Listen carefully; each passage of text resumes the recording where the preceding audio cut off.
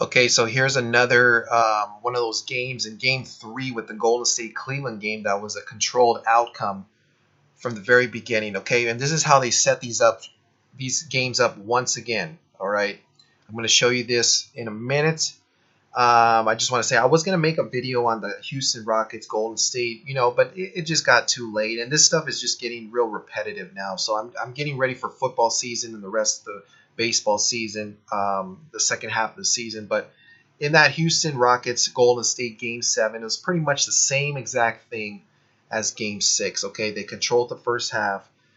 Houston got off to this really good start, and then obviously Golden State comes back in the second half. Okay. And that one was very similar to this outcome here, Golden State and Cleveland. Now, if you take a look at this, the public is going to come in on Cleveland, okay, because it's a must-win game. They're down 0-2 in the series.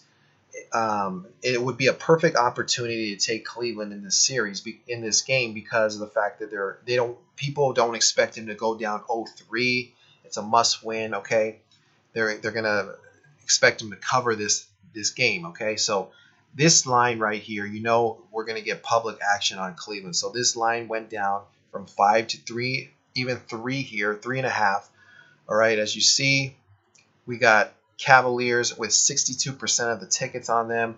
We can assume that most of the public is going to take Cleveland here in this must-win, okay? It's basically their last chance. Now, the public is definitely taking Cleveland. Now, if you take a look at this first half, how they're going to set this game up is by the first half, okay? They're going to be able to give you and pay out the Cleveland backers, the bettors that are going to take Cleveland, okay? They're going to win at least one half, okay? Because Cleveland needs to win at least one half so that the casinos can go ahead and take the full game bets and also the second half line, okay?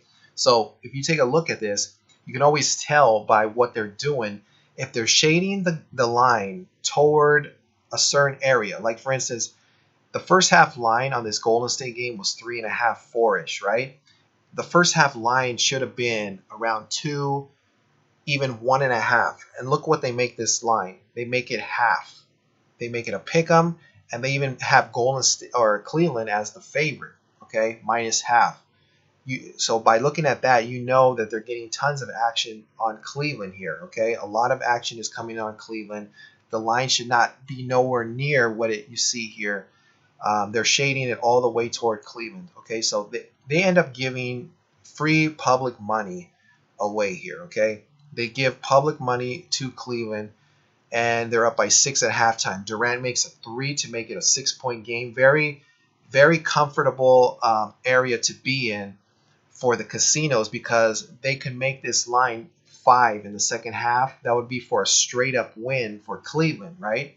Because people are expecting Cleveland to win. So what's going to happen is the public is going to come in on Cleveland and take Cleveland second half at +5, okay? And they're going to have their full game bets already locked in, so they're going to basically double up on Cleveland. And look what happens in the second half.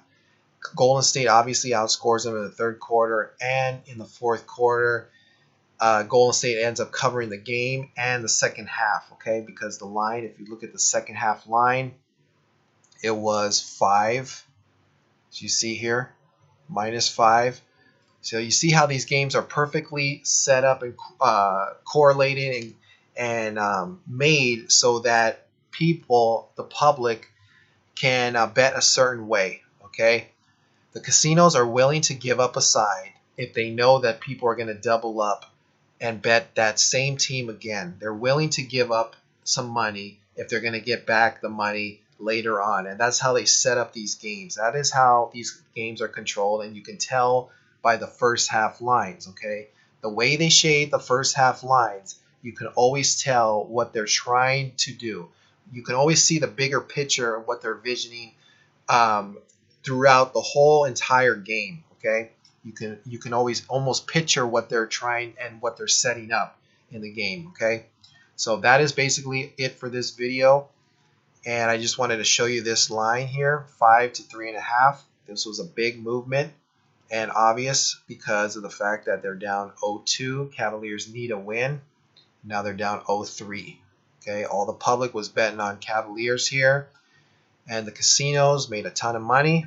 They're willing to sacrifice and lose the first half only to get back all the money on the second half, the full game, and also the in-game wagering. All right, so I'll be back with another video. Comment, rate, and subscribe. Thanks for sharing my videos, and I hope you learned something today.